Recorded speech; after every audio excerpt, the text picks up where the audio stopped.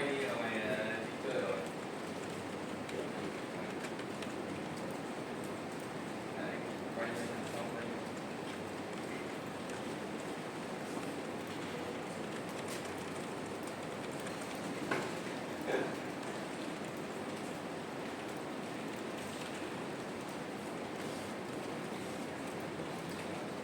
Cái gì vậy ta? Cái cục gì? Cái cục gì? Quạ à?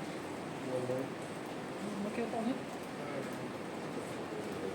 Thiệt, thì rồi. Vãi.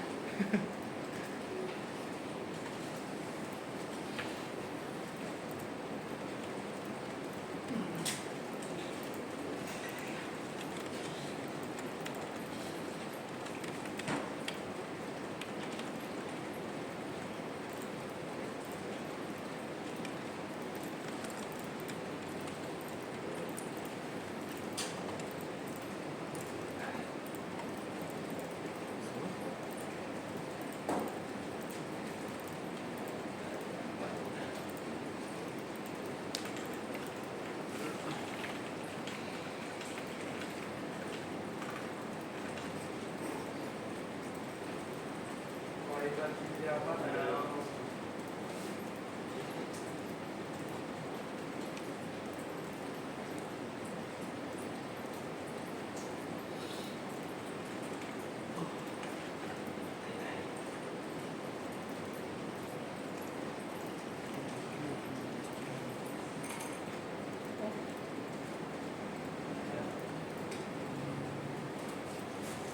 Cái cục ghê vãi.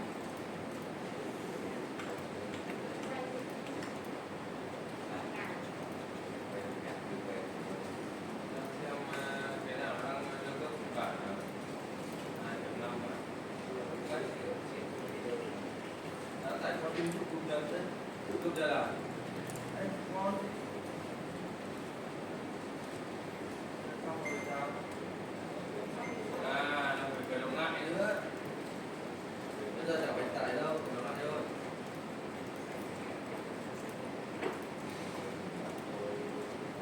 Thiệt, thiệt.